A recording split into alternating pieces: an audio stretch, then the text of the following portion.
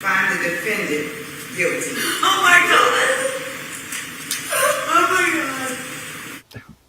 Oh my God. Bless her heart. She thought she was going home. I mean, I was like, sweetie, these are not probation charges, okay? These are old Sparky charges. Okay. Hold up. Before we get to all of that hot mess that we just saw, there's a whole string of hot mess stuff that we got to talk about leading up to that, and we're going to do it in today's video.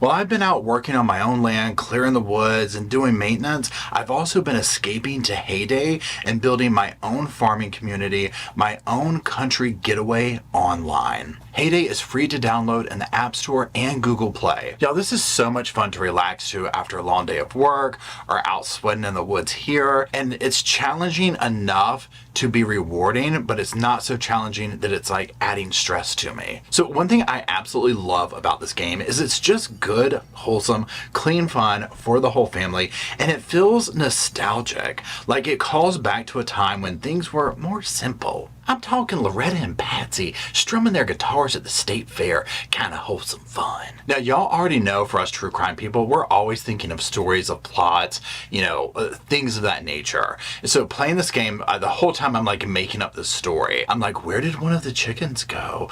Why did this truck come this way? Why didn't they come that way? What's on the other side of these mountains? I want to know. And I love that about this game is it literally feels like you are creating not just a world, but a story. Probably a couple of my favorite aspects of this game are, number one, the chickens. They are so cute, the little noises that they make and going to feed them or collecting the eggs and whatnot. But also I absolutely adore when the little truck pulls up to place an order and I'm like, oh, everyone get ready. We got an order to place. You would think it's all going in my 401k. So go ahead and download Heyday now. You can use the link in my description or the QR code on the screen. There's always something happening in the game, y'all. And now you can play an Oktoberfest themed event for a limited period of time. Download it now. Hello Sofa Squad and welcome back to the sofa.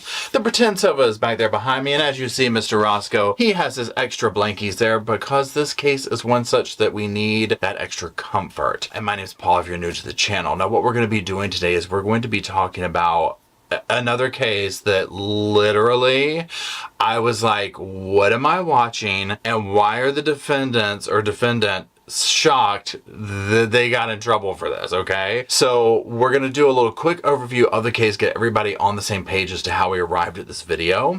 And then what we're gonna do is we're kind of basically let testimony from court tell the story and let it unfold. And then I'll also be using the testimony that we're watching from various people to create a dialogue and talk about the case and some observations. This by no means is the end all be all to this case. It was a huge case that just went down. I urge you to watch it on Law and Crime if you want to see the whole thing in its entirety without my mouth running through the whole thing. I've picked out pieces that just really stood out to me. And so on that note, let's go ahead and jump on in and get to those first clips. A very hot August 5th of 2019. These two people over here, Larry Penny and Rita Pangalangan, put a child in the back of a car and left it there for 5 hours and 41 minutes. So it was a hot day. At 11:15, when this all started, the heat index was already 89 degrees. Now, as you heard him say, the heat index at this time when it started was 89 degrees. It would get to unimaginable temperatures later. And what we will learn and we'll see unfold during this video, during this testimony, is the reasoning as to why they left her in this car. Now, one thing to keep in mind is that one of the defendants, Rita, she was nominated as Teacher of the Year twice, okay? So, there's that. But nonetheless, clearly her life had been on a downward spiral, and this whole thing with her then boyfriend at the time, Larry, it wasn't helping the situation, nor was there penchant for the stuff that goes up your nose. So that was also at the center of this case, and unfortunately, when things like that take precedence, situations like this can take place. Now, what we just listened to was some of the opening statements. This is from the state, and let's continue to listen to some of those and hear what they are alleging. That was out air temperature outside. Inside the cabin of the car, we reach a minimum of 118 degrees with a heat index of 135. Now, as I mentioned before, and as you heard him say, minimum 118 and 135 it would reach up to. I mean, can you imagine? Here's my thing. And I grew up in North Carolina. I believe this is in South Carolina. If you're familiar with this judge, it's because we just watched him on the Alec Murdaugh case. You'll hear him speak at sentencing here shortly. I very much admire this judge, this courtroom, and how he runs it. I'm used to North Carolina humidity and whatnot. Y'all, you already know. Can you imagine what was going through that poor child's mind in the 5 hours she was in the backseat of the car? And now in a moment, we're going to watch some of the footage of when Larry puts her in the backseat of that car. And we're not going to watch, it's just going to be a clip of it. I will give you a trigger warning because they played the whole 5 hours of it in court. And I think that that's very powerful that they did that because as you'll see, they're walking by the car, they're doing so. I mean, it's insane what they allowed to happen to this child. The child's brain gave up. The organs shut down. She had blisters all over her body. And she died in the backseat of that car. I mean, bless her little heart. Can you imagine? Can you imagine the people that had to see, the workers, the rescue people, all that, coming there and seeing this poor little girl? Imagine that being your experience here on earth is number one, you're suffering from this disease that has not enabled you, but put you in a position to be completely reliant upon others. Your body is your enemy type situation. And then to be going through this and those moments creeping up to that where you're sitting there just almost trapped within yourself, that suffering. I just, what is the point of that? What is to be learned from that? I mean, it breaks my heart. And I guess the part of me that needs to categorize and give everything a reason as to why is wanting what on a spiritual level is the lesson to be learned from this or whatever, instead of just maybe I just need to realize that sometimes horrible things happen to people for no reason. She died because those two people there treated that little girl like baggage. They didn't forget her. They didn't put her in the car and forget her. They put her in the car because to them, she was baggage. And I think this is powerful testimony and a very proper descriptive word to use, because we're also going to look at some testimony here shortly from a young lady who would testify that she had come over to basically watch after Christina. She had never done so. We'll get to it in a second. But then, Rita disappears for days on end. And so it definitely seems like Christina, unfortunately, was nothing more than a hindrance, baggage, all the things that he just said. I have no doubt when you are a caretaker of anyone, child, parent, whoever, whatever, this is stressful. I get this, right? I have no doubt. However, this is not licensed to throw your hands in the air, so to speak, whatever, we'll just put her over here. She won't know any different while we go do whatever we're doing type thing. And that's one thing that really got to me with this case watching it is I was just like, this is the time they got called, the time that the unthinkable happened. So, in testimony we also showed this is a normal thing. You're like, oh, go put her here. She's fine. She's used to it. Really? So you just literally set her there like a piece of luggage while you're doing whatever? I mean, what a terrible existence for this poor little girl. She suffered from cerebral palsy. She couldn't walk. She couldn't talk. Her hands barely worked. She could not reach the car door to open it to free herself. She couldn't even scream for help. Not that they would have cared. Now, the prosecutor here does a good job at laying this out for the jury, and very interesting towards the end where he says, not that they would have cared. Now, testimony or evidence will show that they had methamphetamines in their system. They were basically arguing. We're going to hear from Larry here in a minute, from the horse's mouth. You know, they were arguing, making up, doing the dirty deed in the house and all this while Christina was succumbing to the heat. And again, I just have to sit here and think, what did this child live through before this, right? This is the, what do you call it, the iceberg effect, where the little bits above and then there's all the stuff beneath. I mean, my God, the above situation in this is unfortunately what we're seeing. This court case, she died, and then some of the evidence has come forth. But think about, I mean, she was 13 years old. Imagine what this child had lived through. Absolutely unthinkable. What were they doing? They were high on meth. Objection, Your Honor. Prior motion. Objections overruled. Not only were they high on meth, they were standing right in the car. They were swinging on the swing. They were hugging. They were kissing, all of which you'll see.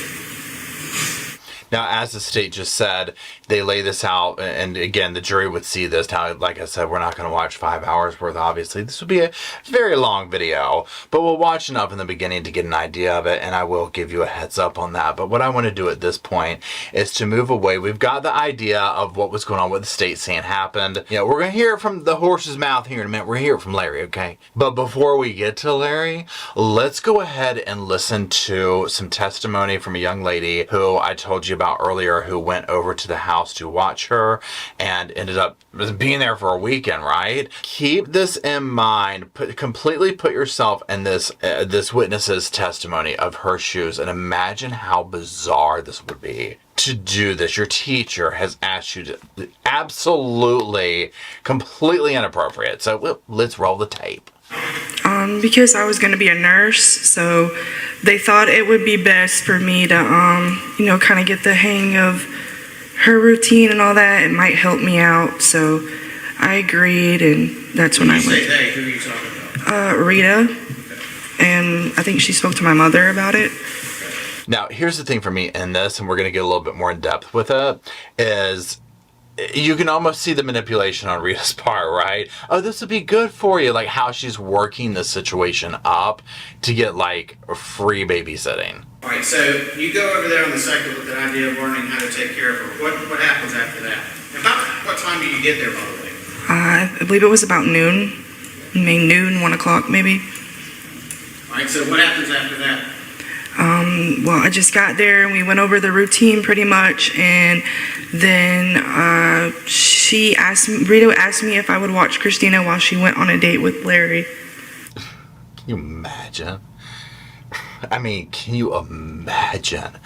You know, okay, great, you're doing good. You're going to be a good nurse one day. Now, look, we're going to do a practical right now. I'm going to go on a date with Larry. Could you watch her? Okay, if that's not inappropriate, tacky, all those things, it gets worse. She left the house, I'm assuming, sometime around that afternoon? Yes, sir. I would say about like around 5, 6 o'clock. That afternoon, she left. Was anybody else there to take care of Christina? No, sir. It was just you? Mm-hmm. Had you taken care of Christina before? No, sir. So look at the comfort level. Hadn't taken care of her before, comes over there, gets a quick rundown, and then Rita's off and running. I would have been scared to death if I was this young lady. I mean, what do you do? Because at that point, it's almost like, do I call the police over this kind of thing? You know what I'm saying? It's like, you know who it reminds me of? Remember Courtney Bell, I think her last name was, and Christopher McNabb, where like Courtney's cousin or Chris's cousin, one of them cousins, was like, yeah, they dropped a 2-day newborn off at my house and didn't come back for days to get her. That kind of a thing. It's just like that level where you're like, why would you even consider that to be an option as a parent, right? Let's keep listening. It gets worse. This was on what day? The second. August the 2nd. Yes, sir. What day was that? A Friday. Did you see Rita Pangalayan again? Not until Sunday afternoon.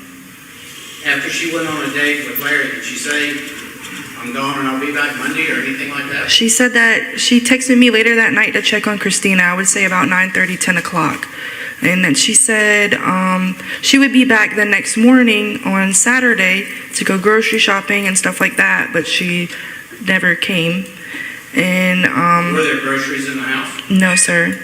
Rita was on a run, okay? I mean, imagine that, like, calling back, well, I'm going to come by for groceries and stuff. I mean, I'd be scared to call, right? It's like, I'd be scared to call. And I'm sure she was hustling the situation. It never shows up, no groceries in the house. I mean, this has CPS or whatever you call where, you report that, written all over it. Written all over it. Now, another witness would get up there and she would testify. Her name was Brittany. I'm just referring to some of my notes on her testimony here. Apparently, she paid rent. She lived there during the summer of 2019. And she would say that she was asked numerous times to watch Christina at multiple occasions at the mother's request. Now, on one occasion, she would testify that she was like, look, I have to go to work. I can't do it. I can't do it. It's not going to happen. And that she meaning Rita, was insistent that she does this and that she just take Christina, leave her in the car. It's fine. She does it all the time. I mean, there you go. So that tells you right there the comfort level that they had.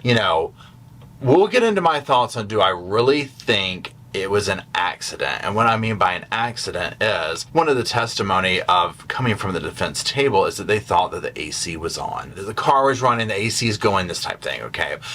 So we're going to get in that headspace here in a little bit, especially towards the end of the video when we listen to everything. Even if you thought that was on, okay, put yourself in this. You think that that's going, why would you be okay leaving this child in the back seat of a car for 5 hours? I wouldn't be able, constantly I would be sitting here like, what if the car turns off? What if this? I want to be able to relax.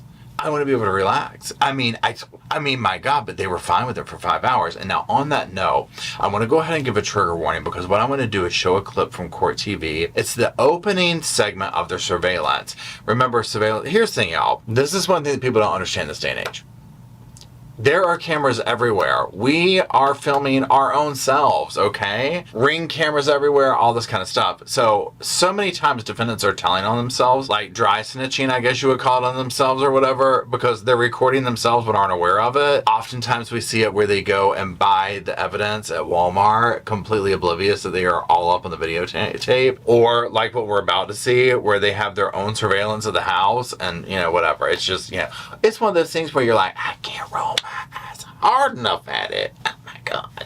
That being said, there is a trigger warning with this. Now, there's nothing like gruesome, so to speak, on here. I mean, in that context. But what we're seeing is the beginning stages of Larry and Rita going to the car and putting Christina into the car. And one thing I want you to pay attention to is how he opens the door and how he seemingly puts her in the back seat. This would be a huge contention during the case of, did he throw her in there, whatever. You'll hear what the judge says towards the end of it. Remember, this is a human being, a child that he's carrying. Just keep that in mind when we watch it. It's not long, but just know that this part bothers you. Now that we know what we know, go on fast forward for about 10 seconds, okay? Okay, so here you see them coming out. He has Christina in his arms.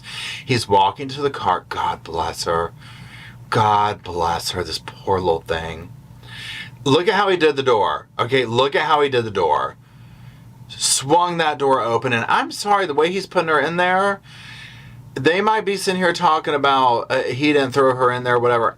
Y'all, this was a child that he just put in the back of the car like she was luggage. Again, remember what they said in the very beginning. They treated her like baggage. And so literally, physically, the whole 9 yards. It's appalling. It's absolutely appalling. Now, again, the video will show later on, they were hanging around this car. They were sitting in the porch swing. They're making out. They're going in, having sex. They're doing all sorts of stuff. And we'll get more in depth into that here in a little bit as to what was going on and as we listen to more of the testimony. But another reason I wanted to go ahead and show this is because we're also getting ready to listen to Larry. Now, Larry is the then boyfriend of Rita, and he takes a stand in his defense. And let's hear what he has to say about what happened that day. Regardless, the night before, they spent that night at your home, is that right? Yes, sir. And tell me how in the morning you got up and you and did you go to bed that night? No, sir, I've been up all night. Okay, was that partly due to that methamphetamine use? Yes, sir. Okay. And when you got up in the morning, did you and the other defendant have a conversation which led to what we saw on the porch, that is, you carrying the child out? Yes, sir. Okay. Yes, sir. Tell the ladies and gentlemen what that I don't want you quoting it, but just tell them what the conversation Yes, was sir. about. Just about her being involved with somebody else, and we had talked about it, and some things broke my heart, and I just asked her to leave. And All right. So it was about basically what you would call infidelity. Is that right? yes, sir. Okay. And in the course of that conversation, did she confirm that, in fact, that had happened? Yes, sir. Okay. And when she said that, yes, that had happened, what was your reaction? I was just hurt. You were hurt? I was hurt. And what, that was your reaction. What did you do then? I mean, what did you say or what did you do? I asked her to leave. Told her I'd call her later. Okay. Did you lose your temper? Did you smash anything? I mean, Absolutely you're a not. big fella. I mean, you were a big fella even then, but you're big now. Absolutely not. Okay, so, gotta cool off from that one. Okay, so much going on here. So remember, a whole thing going on during this thing is that he is finding out that Rita has been cheating on him, right? I mean, we're just talking Hot Mess Express in so many different directions, and he's like, I want you gone, she's not leaving, right? So this is what I see taking place, okay? This is my perception, this is my, I'm making this up. This is my version of events, right? My little opinion, so just know that. Think carefully. Well, if you need to. Was the car running when you put the little girl in? Absolutely. Okay. You say you're from Walterboro, is that right? Yes, sir. Now, here we hear him say, the car was running. Again, even if the car is running, this is just what blows my mind about it. You can see how normalized this is to them, right?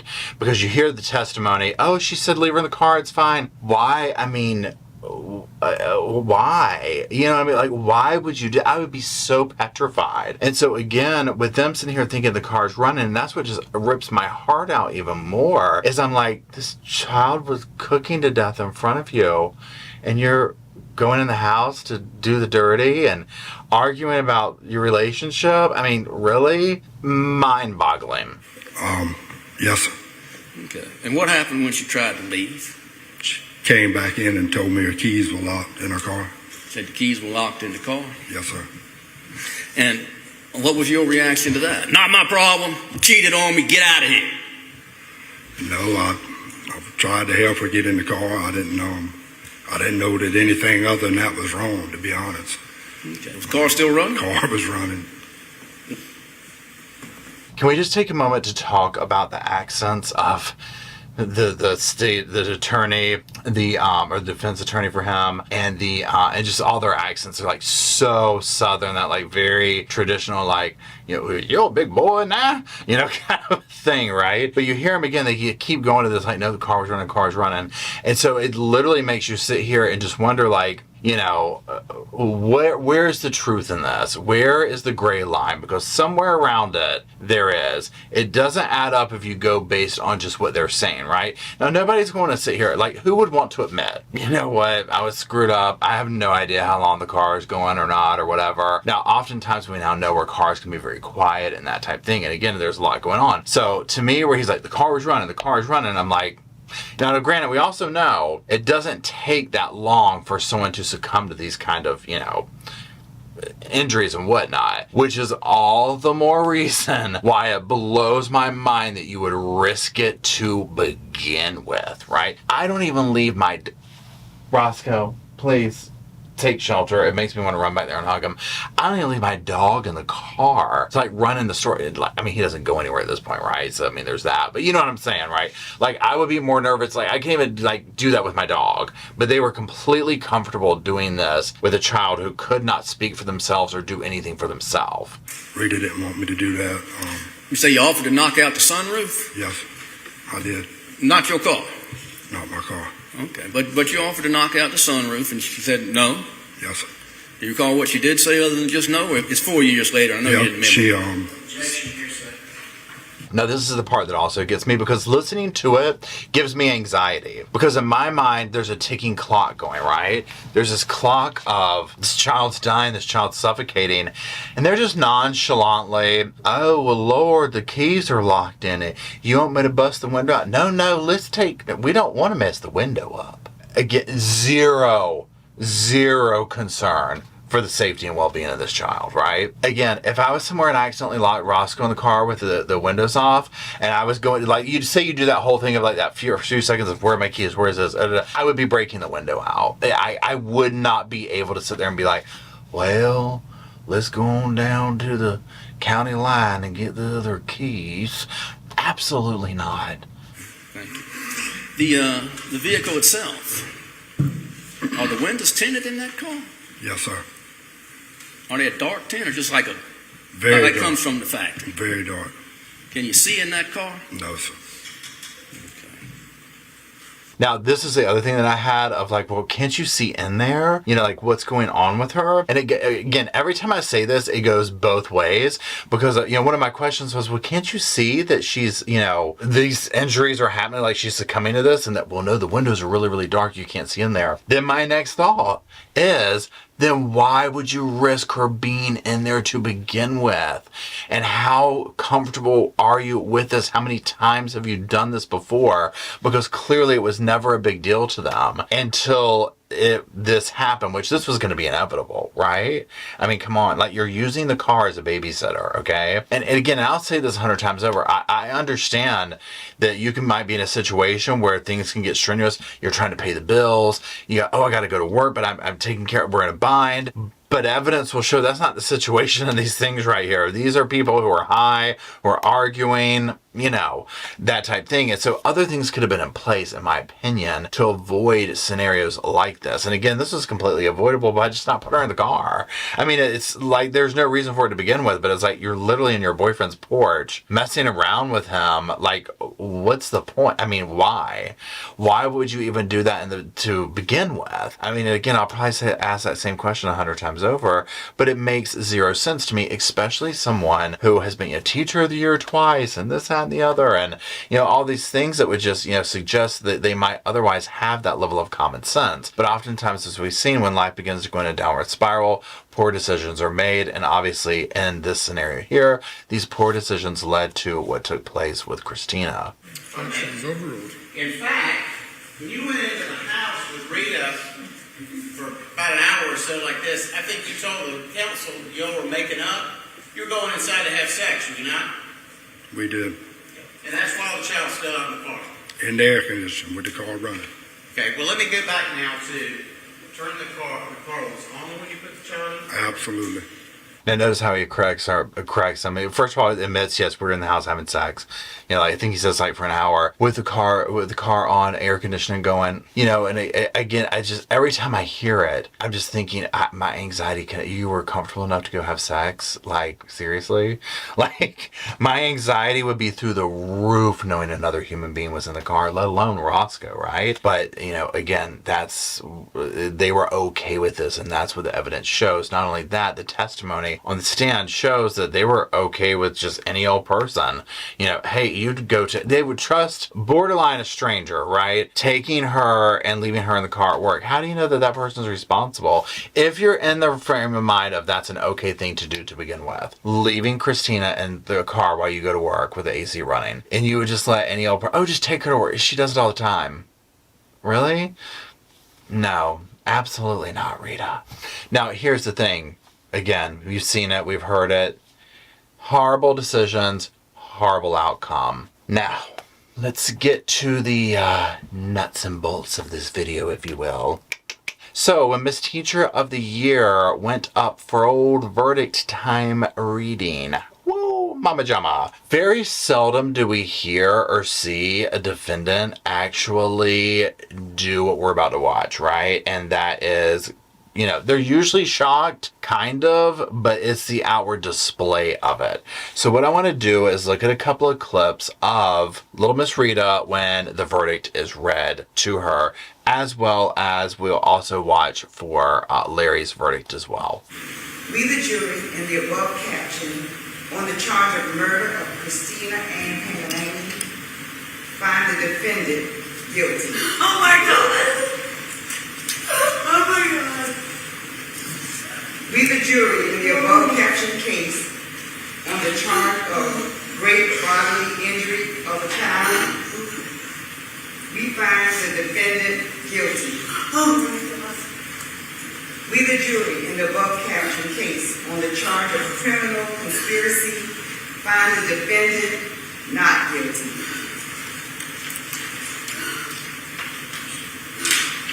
And it's signed by the foreperson. Yes. Signed by No, the foreperson. you don't need to call the name of the foreperson. Signed by the foreperson. Do Signed not. by the foreperson. Yes. I mean, my God. Bless her heart. I mean, y'all, I think she thought she was going home. I mean, I was like, Miss Rita, these are not probation type offenses, okay? These are old Sparky offenses on a bad day, life in prison on a good day. Okay. Now, also, it's just so shocking to see a defendant like, like this kind of thing right here. And you see her holding her stomach and she's like, I'm so sorry. I think she was talking to, I forget who they said that she was talking to off on the sideline. I'm surprised the judge wasn't like, Rita, let's bring it in some. But he's such a caring, gentle man, right? But yet, total shock to her. I mean, just like, oh my God. Now, mind you, she's also realizing that her life is over, okay? At her age, she ain't going home, okay? I'll just say that. She ain't going home. But let's see what old Larry has to say during his verdict. The charge of murder of Christina Ann Pangalani, find the defendant guilty. We, the jury, in the above captioned case, on the charge of great bodily injury on a child, find the defendant guilty. We, the jury, in the above captioned case, on the charge of criminal conspiracy, find the defendant not guilty. This is also signed by the foreperson. Thank you. Now, he just kind of stood there very solemn. Yep. Okay. Taking it like a man. Yep. Yep. Now, you heard Rita in the background still going, oh my God. Oh my God. You know, again, I'm not sure. And maybe he had resigned himself to knowing. Now, also, I think one thing that takes place in cases like this, and I'd be curious, this is one of those things where I want your opinion on everything, but especially this, if you're still watching, let me know. Okay, so you know how like in prison and stuff like that, people who do, especially men's prisons, where it's like if you do certain crimes against children, women, certain crimes like that, it's like a no-no, and like you're going to have a really, really rough time in there, if not lose your life. Okay, so if we look at a scenario like this, like where he is steadfastly saying the car was running, the AC was going, how will this be viewed when it comes to inmate justice? And so I'm curious if they would accept him or not, you know what I mean? Or if it would be across the board, dude, when I don't care what you said, you're convicted of harming this child. You know what I'm saying? So you're out. You're done, kind of a thing. Now, women's prisons, it sounds to me like it can be, oftentimes they're going to be looked down upon, but maybe not met with such violence as you see in the men's prisons. But nonetheless, he's, maintaining this. He's doing this very, he's been incarcerated for 4 years, right? So he's already been sitting in there on some pretty heinous charges. So to me, he's almost like playing this like role of like prepping yourself for prison. He doesn't want to look like a wussy. He's in there taking that sentence like a man. He's not going to start crying, not going to call out. That type of thing. He's correcting them like the car was on. This was an accident. So again, how does that play out in court? Let's continue. So what I wanted to do for this one is just put this up here. You see she's talking to somebody off the thing and just this look of like with the I'm sorry and the look of devastation on her face.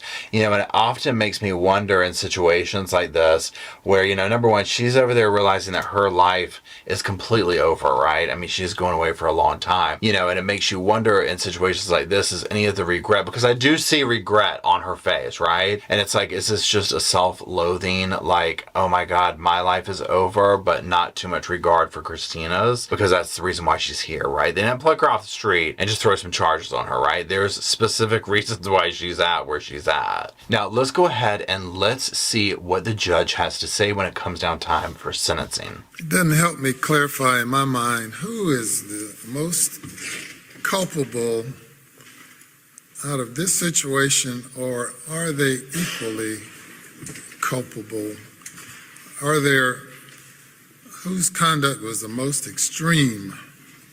The mother who abandons her child in that setting and does nothing to rescue the child, who chooses Mr. King and her own pleasure over the child, or Mr. King, who throws the child, or he didn't throw it, places the child in the back of the car and shows no concern, compassion, or anything for the child, and in effect joins with the mother in the treatment of the child. Now, you heard the little clip where he said that thing about, like, throwing her in the back of the car and all that. That was just like a huge thing. For me, when I watched that video, it's like one of these things where I'm like, I'm sorry. Whether he placed her, threw her, whatever, he didn't put her in that car with any care. Ripped that door open, the whole thing. And like the judge said, he's trying to determine, who gets what here, right? Like, who did what worse, because they each come with their own thing. King is sentenced to the court on the offense of murder that you be committed to the State Department of Corrections for a period of 32 years. Great bodily injury, the sentence is 20 years. Sentences will run concurrent with credit for any time that you've already served. Thank you. Thank you all. See what a gentleman. Thank you, Your Honor.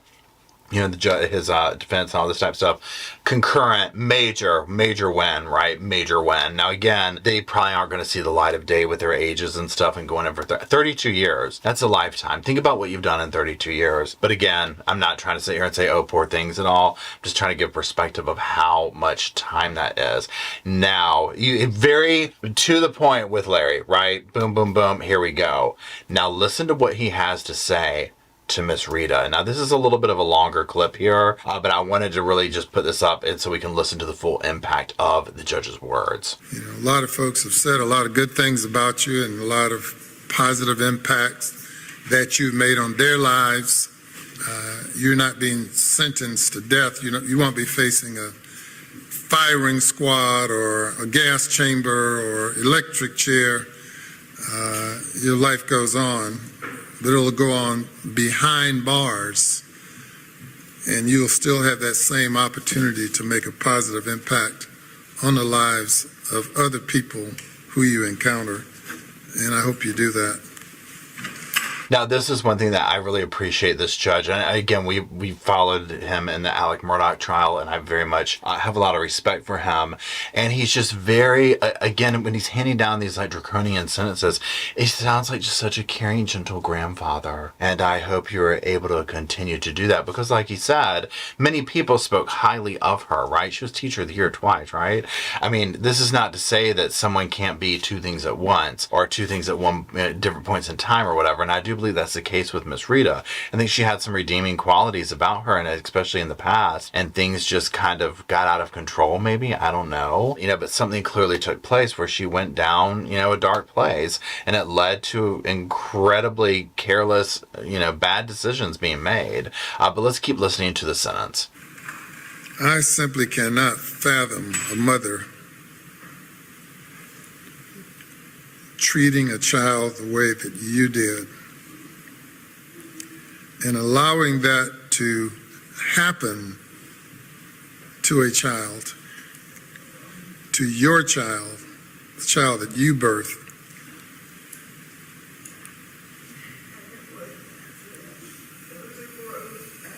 Yeah. I don't know if the child at some point became a burden. I don't know what the circumstances were that would lead you to placing the child in that situation. And as if you left and went to Atlanta, Georgia, or maybe we'll say not Charleston, to Myrtle Beach, and went there and got in the beach in the water a few hours, and then came back, and then decided that it's a frantic situation. I really appreciate how he's putting this into like a scenario because it is like that. Like imagine putting your child, your dog, anything you care about that could die in a car and then going to the beach and hanging out and then coming back and being like, oh my God, this is serious. It's too late for that, Ms. Rita. You did it. You have to live with it. And as bad as the conduct of Mr. King was, yours was worse, in my mind.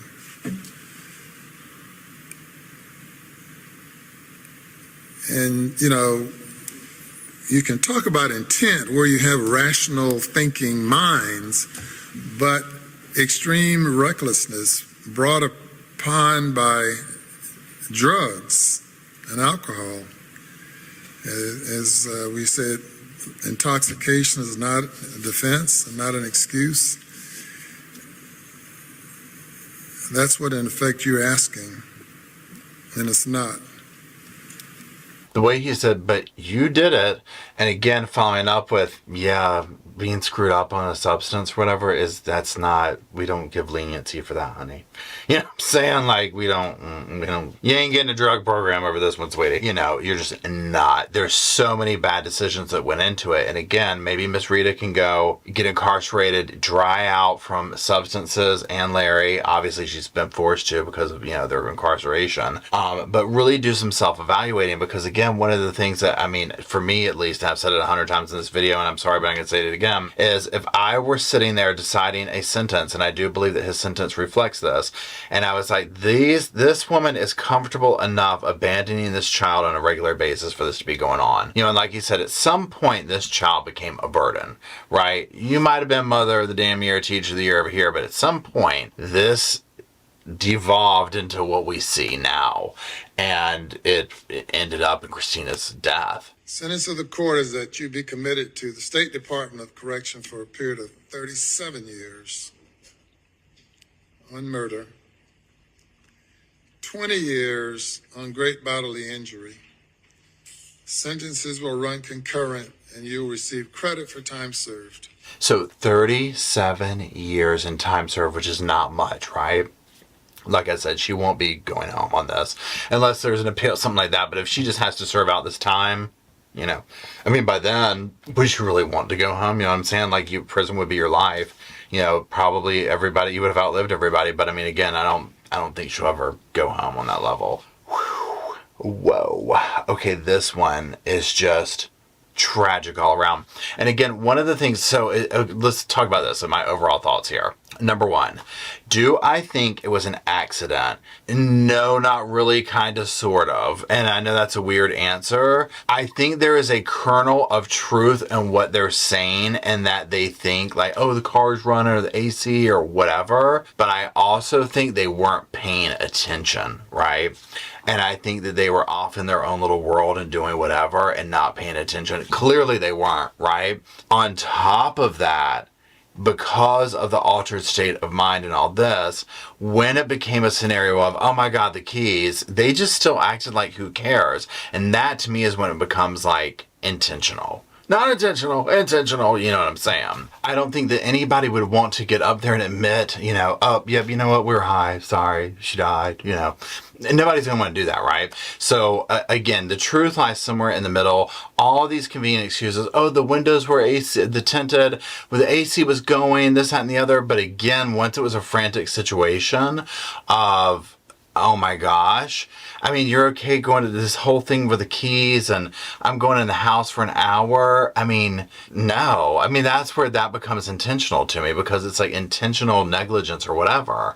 I don't, know the exact words. Obviously they sit here and give her official charges, so, and I think that they were doing this all along. And I think that there's some serious drug abuse going on. And I think that there's some serious like codependency, like toxic relationship issues, and all those things at the center of it caused this. Miss Rita clearly chose Larry over her daughter, period. Multiple occasions, she's going off on a date with Larry here. Oh, here, watch her making piss poor decisions for this child. Now, for her to then get up here and just be shocked by this, and it's like, well, honey, I get you were A, B, and C to these other people over here. I mean, let's remember, BTK was a pillar of the community at one point, right? You know what I'm saying? I mean, these are the things that we see oftentimes. And so, you know, I'm not even trying to sit here and say, oh, of course she could be teacher of the year, mom of the year, and all this stuff or whatever, you know, but still do something crappy like this. It's how us humans are, right? We're really multi-layered. And I mean, again, I think with Miss Rita, it shows something went downhill and this took place. So that being said, I'll be curious to see, you know, what the appeal process looks like, that type thing. I do appreciate how swift sentencing is in these cases like this, where, you know, here it is, bam, this is what you're getting, you know, go on and let's be done with it. Now, side note also, in the clip, when they read the charges out and the cops start getting the handcuffs out, could someone help me out with this? Because, and I can't remember what case we were watching recently. Oh, the girl who killed her boyfriend and friend by running into a building. And as soon as they read that out, they got those out. What is the deal with that? Is that like protocol everywhere? Is it a state thing? Like, how does that work? Why is it as soon as they do that, they immediately get those cuffs out? Now, I'm sure for a security reason, I mean, I too would want to make sure the person's not going to freak out, hurt themselves, lash out, that type of thing. So I get it. But I'm just curious, what's the policy? Okay. Can I speak to a manager up in here in the comment section, please? I need some policy and procedure.